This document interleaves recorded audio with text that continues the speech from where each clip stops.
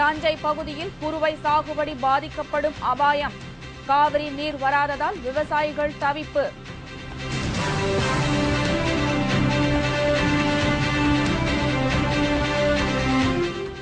பட்டம் பெறும் மருத்துவர்கள் கிராமப்புறங்களில் ஓராண்டு பணியாற்ற வேண்டியது கட்டாயம். மத்திய அரசு உத்தரவு.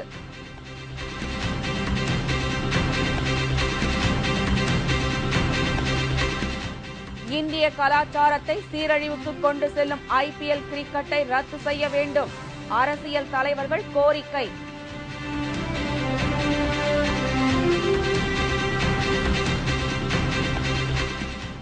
₹2,500 போலி குடும்ப அட்டைகள் விற்பனை.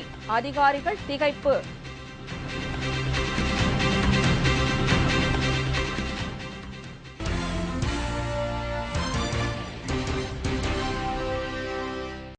வணக்கம். விரிவான செய்திகள். காவிரியிலிருந்து தண்ணீர் வராததால் தஞ்சை பகுதிகளில் குறுவை சாகுபடி பாதிக்கப்படும் அபாயம் ஏற்பட்டுள்ளது. இதனால் விவசாயிகள் செய்வதறியாது தவித்து வருகின்றனர். காவிரி நடுவர் மன்ற தலைவராக இருந்த NP சிங் உடல்நலக் குறைவை காரணம் காட்டி கடந்த மாதம் 15ஆம் தேதி தமது பதவியை ராஜினாமா செய்தார். இதையடுத்து காவிரி நதிநீர் விவகாரத்தில் தமிழகம், கர்நாடகம் தொடர்ந்துள்ள வழக்குகள் விசாரிக்கப்படாமல் நிலுவையில் உள்ளன. மேலும் தமிழகத்திற்கு காவிரியிலிருந்து தண்ணீர் திறந்துவிட கர்நாடக அரசு மறுப்பு தெரிவித்து வருகிறது. இதனால் காவிரி ஆற்று நீரை நம்பியுள்ள தஞ்சை உட்பட காவிரி படுகை பகுதிகளில் குறுவை சாகுபடி பாதிக்கப்படும் அபாயம் ஏற்பட்டுள்ளது. இதனால் விவசாயிகள் செய்வதறியாது தவித்து வருகின்றனர். இதுகுறித்து பிரதமர் மன்மோகன் சிங்கிற்கு தமிழக முதல்வர் ஜெயலலிதா கடந்த மாதம் 19ஆம் தேதி கடிதம் எழுதியிருந்தார். ஆனால் பிரதமர் இதுபற்றி இதுவரை எந்த கருத்தும் தெரிவிக்கவில்லை. இதனிடையே காவிரி நடுவர் தீர்ப்பாயத்தின் தலைவராக எந்த நீதிபதியை நியமிக்கலாம் என்பது குறித்து மத்திய சட்ட அமைச்சர் சல்மான் குர்ஷித், மத்திய நீர்வள அமைச்சர் பவன்குமார் பன்சால் ஆகியோருடன் பிரதமர் மன்மோகன் சிங் ஆலோசனை நடத்தியுள்ளார். நீதிபதி தீபக் வர்மா வரும் ஆகஸ்ட் 27ஆம் தேதியும் நீதிபதி ஸ்வதந்தர் குமார் டிசம்பர் 30ஆம் தேதியும் ஓய்வு பெறுகின்றனர். இவர்களில் ஸ்வதந்தர் குமார் காவிரி நடுவர் மன்ற தீர்ப்பாய தலைவர் பதவிக்கு நியமிக்கப்படலாம் என்று மத்திய நீர்வள அமைச்சக வட்டாரங்கள் கூறுகின்றன. இதற்கான அறிவிப்பு இம்மாத இறுதியில் வெளியாகும் என்று தெரிகிறது. மருத்துவ மாணவர்கள் பட்டம் பெற்றதும் கிராமப்புறங்களில் ஓராண்டு பணியாற்ற வேண்டியது கட்டாயமாக்கப்படும் என்று மத்திய சுகாதாரத்துறை அமைச்சர் குலாம் நபி ஆசாத் தெரிவித்துள்ளார். கிராமப்புறங்களில் 3 ஆண்டுகள் பணியாற்றுவோருக்கு மருத்துவ மேற்படிப்பில் சேர அரசு பல்வேறு சலுகைகளை அளித்து வருகிறது. இதனை பயன்படுத்தி மருத்துவ மேற்படிப்பை மேற்கொள்ளும் மருத்துவ பட்டம் பெற்ற மாணவர்கள் கிராமப்புறங்களில் பணியாற்ற மறுத்து வருகின்றனர். இதனால் ஏழை எளிய மக்கள் முறையான சுகாதார வசதி கிடைக்காமல் அவதிப்பட்டு வருகின்றனர். இந்த நிலையில் டெல்லியில் செய்தியாளர்களிடம் பேசிய மத்திய அமைச்சர் குலாம் நபி ஆசாத், மருத்துவர்கள் கிராமப்புறங்களில் ஓராண்டு பணியாற்றுவதை கட்டாயமாக்க நடவடிக்கை எடுக்கப்படும் என்று தெரிவித்திருந்தார். இந்தியாவில் மருத்துவம் படித்துவிட்டு பணியாற்றும் மருத்துவர்களின் பதிவு விவரங்கள் மத்திய அரசிடம் முழுமையாக இல்லை என்றார். இந்தியாவில் மருத்துவம் படித்த பின்பு வெளிநாட்டிற்கு இடம்பெயர்ந்து விடுவதால் மருத்துவர்களின் எண்ணிக்கையை துல்லியமாக பதிவு செய்ய இயலவில்லை என்றும், அதனால் மருத்துவர்களின் பதிவை ஒழுங்குபடுத்த நடவடிக்கை எடுக்கப்படும் என்றும் ஆசாத் குறிப்பிட்டிருக்கிறார். அடுத்தடுத்த சர்ச்சைகள் காரணமாக IPL போட்டிகளுக்கு தடை விதிக்க வேண்டும் என்ற கோரிக்கை வலுத்துள்ளது. IPL போட்டிகளில் ஒழுங்கீனம் ஏற்பட்டு வருவதாக நாடாளுமன்ற உறுப்பினர்கள் மற்றும் அறிஞர்கள் கருத்து தெரிவித்துள்ளனர். அணியின் உரிமையாளர்கள் முதல் வீரர்கள் வரை சுயநலத்துடன் செயல்படுவதால் சர்ச்சையில் சிக்குகின்றனர். ஆடு மாடுகள் போல IPL வீரர்கள் ஏலத்தில் எடுக்கப்படுவதும் ஏற்கனவே பெரும் சர்ச்சையை ஏற்படுத்தியுள்ளது. பாரம்பரியமிக்க கிரிக்கெட்டின் விதிமுறைகள் பந்தாடப்படுவதாகவும் புகார் எழுந்துள்ளது. IPL போட்டிகளின் போது அரைகுறை ஆடையில் இளம் பெண்கள் நடனமாடுவதும் சர்ச்சைக்கு காரணமாகும். டெல்லியில் செய்தியாளர்களிடம் பேசிய பாரதிய ஜனதா கட்சி மூத்த தலைவர் யஷ்வந்த் சின்ஹா, IPL ஒரு கிரிக்கெட் போட்டியே அல்ல என்றார். IPL is neither cricket nor is it consistent with the cultural ethos of India. You can't have a match where you have half-naked women dancing at every four which is being scored, and then it is followed by rave parties, which is neither good for the health of the players nor good otherwise. IPL போட்டிகளில் புகழ்பெற்ற சில வெளிநாட்டு அணிகளின் வீரர்களும் விளையாடுகின்றனர். இந்தியாவில் cricket போட்டிகளில் ஆர்வம் கொண்ட பல இளைஞர்கள் அவர்களின் ஆட்டத்தை பார்ப்பதற்கு விரும்புகின்றனர். ஆனால் ஐபிஎல் போட்டியின் டிக்கெட் விலை ரூபாய் 750 என்பது கிரிக்கெட்டில் ஆர்வம் உள்ள இளைஞர்களின் கனவை சிதைப்பதாக உள்ளது. டெல்லியில் செய்தியாளர்களிடம் பேசிய மார்க்சிஸ்ட் கம்யூனிஸ்ட் கட்சியின் மூத்த தலைவர் சீதாராம் யெச்சூரி ஐபிஎல் போட்டிகளுக்கு வரி விலக்கு அளிப்பதை ஏற்றுக்கொள்ள முடியாது என்றார். जो भी है आईपीएल को टैक्स एग्जम्पशन जो है हम उस समय भी विरोध किए थे, अभी भी कर रहे हैं, क्योंकि मतलब ये एंटरटेनमेंट नहीं है, ये एक स्पोर्ट है. अगर स्पोर्ट को ही पूरे स्पोर्ट को फिर टैक्स एग्जम्पशन दीजिए, अब इसी को अब अलग करके कैसे दिए, मतलब ये गलत है. இந்நிலையில் ஐபிஎல் போட்டிகளுக்கு தடை விதிக்க வேண்டும் என்று பீகார் முன்னாள் முதலமைச்சர் லாலு பிரசாத் உட்பட சில முக்கிய பிரமுகர்கள் கருத்து தெரிவித்துள்ளனர். செங்கல்பட்டு அருகே போலி குடும்ப அட்டை தயாரித்து புழக்கத்தில் விட்ட 5 பேர் கைது செய்யப்பட்டனர்.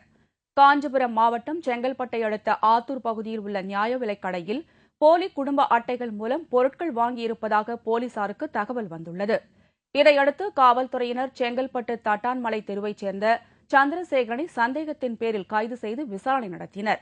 இதில் ஆத்தூர் பகுதியைச் சேர்ந்த ஏழுமலை, ரமேஷ் மற்றும் கிருஷ்ணகிரி பகுதியைச் சேர்ந்த கோவிந்தசாமி, கலையரசு ஆகியோர் உதவியுடன் போலி குடும்ப அட்டைகளை தயாரித்து செங்கல்பட்டு மற்றும் அதன் சுற்றியுள்ள பகுதிகளில் 2500 ரூபாய் பெற்றுக்கொண்டு போலி குடும்ப அட்டைகளை புழக்கத்தில் விட்டதை ஒப்புக்கொண்டனர்.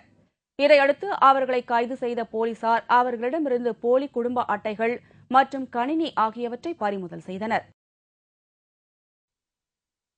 தனியார் நிறுவனங்களுக்காக அரசே நிலம் கையகப்படுத்தக்கூடாது என்ற நாடாளுமன்ற நிலைக்குழுவின் கருத்திற்கு மத்திய ஊரக மேம்பாட்டுத்துறை அமைச்சர் ஜெயராம் ரமேஷ் எதிர்ப்பு தெரிவித்துள்ளார். ஊரக மேம்பாட்டுத்துறைக்கான நிலைக்குழு தனது அறிக்கையை நாடாளுமன்றத்தில் தாக்கல் செய்தது. பாஜக எம்பி சுமித்ரா மகாஜன் தலைமையிலான அந்த குழு அளித்துள்ள அறிக்கையில் தனியார் நிறுவனங்களுக்கு அரசே நிலத்தை கையகப்படுத்தக்கூடாது என்றும் பொது தேவை என்பதற்கு தெளிவான வரையறை அளிக்க வேண்டும் என்றும் தெரிவித்துள்ளது. இதற்கு எதிர்ப்பு தெரிவித்துள்ள ஊரக மேம்பாட்டுத்துறை அமைச்சர் ஜெயராம் ரமேஷ் பொது தேவைகளை பூர்த்தி செய்வதில் தனியாரின் பங்கு முக்கியமானது என்றார். பொது தேவைகளை அரசே பூர்த்தி செய்கிறது என்றாலும் சில நேரங்களில் தனியார் நிறுவனங்களும் அதை நிறைவேற்றுவதாக குறிப்பிட்டுள்ளார். வரும் மழைக்கால கூட்டத்தொடரின் போது நிலம் கையகப்படுத்துதல் மசோதா தாக்கல் செய்யப்படும் என்றும் அதில் நிலைக்குழுவின் கவலைகளுக்கு தீர்வு கிடைக்கும். We will put out a response to the Standing Committee's report, which will explain in detail our position on each of the recommendations that have been made. We will go back to Cabinet. I propose to have one more round of consultations with state governments, and we hope to introduce the revised bill sometime in the monsoon session of Parliament for consideration and passage. அதே நேரத்தில் முதலீட்டாளர்களுக்கும் பாதகமாக மசோதா அமையாது என்றும் அவர் தெரிவித்தார். தனியார்களுக்கு நிலம் கையகப்படுத்துவதில் அரசின் பங்களிப்பு குறையாது என்றும் ஜெயராம் ரமேஷ் கூறியுள்ளார். இடஒதுக்கீட்டை கருத்தில் கொள்ளாமல் சர்வதேச பிரச்சினைகளை எதிர்கொள்ளும் வகையில் வலுவான ஒருவரை குடியரசுத் தலைவராக நியமிக்க வேண்டும் என்ற கோரிக்கை வலுத்து வருகிறது. குடியரசுத் தலைவர் வேட்பாளராக BA சங்மாவும் அதிமுக பிஜு ஜனதா தளம் ஆகியவை ஆதரவு தெரிவித்திருப்பது சர்ச்சையை ஏற்படுத்தியுள்ளது. பழங்குடியின தலைவர் என்ற ரீதியில் அவருக்கு ஆதரவு தெரிவிப்பதாக இரு கட்சிகளும் தெரிவித்துள்ளன. ஆனால் BA சங்மாவிற்கு அவரது சொந்த கட்சியான தேசியவாத காங்கிரஸ் கட்சியே ஆதரவு தெரிவிக்கவில்லை. இந்நிலையில் குழப்பத்தை ஏற்படுத்துவதற்காகவே BA சங்மா வேட்பாளராக அறிவிக்கப்பட்டுள்ளதாக டெல்லி அரசியல் வட்டாரத்தில் கருதப்படுகிறது. இந்தியாவின் உயர்ந்த பதவியான குடியரசுத் தலைவர் பதவிக்கு சர்வதேச பார்வை கொண்ட ஒரு தலைவரையே நியமிக்க வேண்டும் என்றும் அரசியல் தலைவர்கள் கருதுகின்றனர்.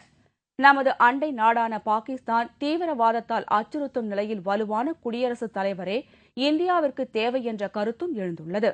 இந்நிலையில் செய்தியாளர்களிடம் பேசிய இந்திய கம்யூனிஸ்ட் கட்சி தேசிய செயலாளர் T. ராஜா, குடியரசுத் தலைவர் வேட்பாளரை அறிவிக்கும் முன்பு அதிமுக, பிஜு ஜனதா தளம் ஆகிய கட்சிகள் வேறு கட்சிகளுடன் கலந்து ஆலோசிக்கவில்லை என்றார்.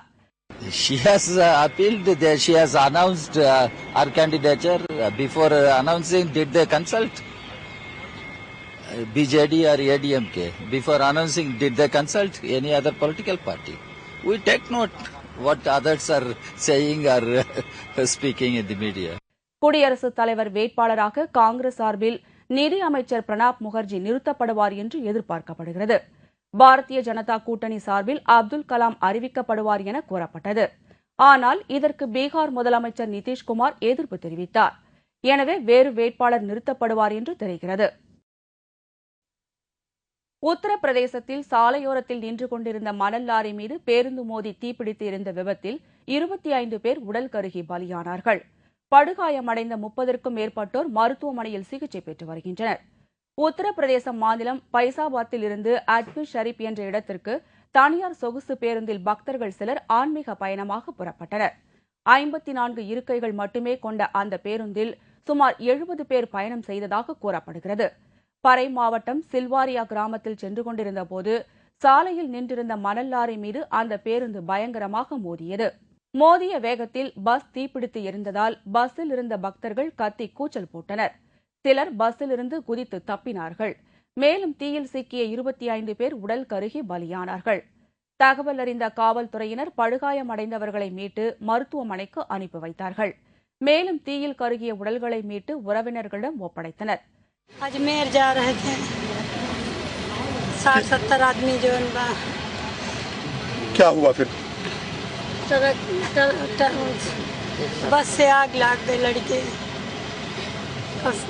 गेर की धारा बहुत रही सब जल गए न कोना बचन सके 20-25 आदमी बचा हाँ बस. இந்த தீ விபத்து சம்பவம் உத்தரப்பிரதேசத்தில் பெரும் சோகத்தை ஏற்படுத்தியது. மாவோயிஸ்ட் இயக்கத்தின் முக்கிய தலைவர் ஒருவரை தமிழ்நாடு போலீசார் கைது செய்துள்ளனர்.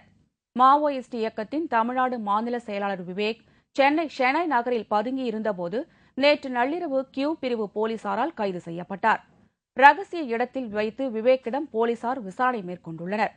எதற்காக சென்னை வந்தார் என்பது குறித்தும் போலீசார் விசாரணை நடத்தி வருகின்றனர். விவேக் மீது தேனி மற்றும் கொடைக்கானலில் பல்வேறு வழக்குகள் நிலுவையில் இருப்பதாக கூறப்படுகிறது. தமிழ்நாட்டில் தருமபுரி, கொடைக்கானல் ஆகிய பகுதிகளில் சில ஆண்டுகளுக்கு முன்பு மாவோயிஸ்டுகள் நடமாட்டம் காணப்பட்டது. அவர்களில் பலர் கைது செய்யப்பட்டனர். அதன் பிறகு சில காலம் கழித்து சென்னையில் மாவோயிஸ்ட் தலைவர் ஒருவர் கைது செய்யப்பட்டிருப்பது பரபரப்பை ஏற்படுத்தியுள்ளது.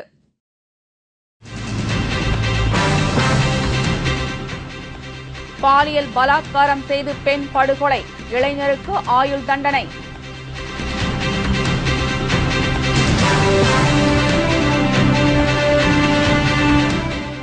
விவாகரத்து ஆன பெண்களுக்கு கணவரின் அசையா சொத்தில் பங்கு, புதிய சட்டத்திற்கு மத்திய அமைச்சரவை ஒப்புதல் மற்றும் பல செய்திகள் விளம்பர இடைவேளைக்கு பிறகு.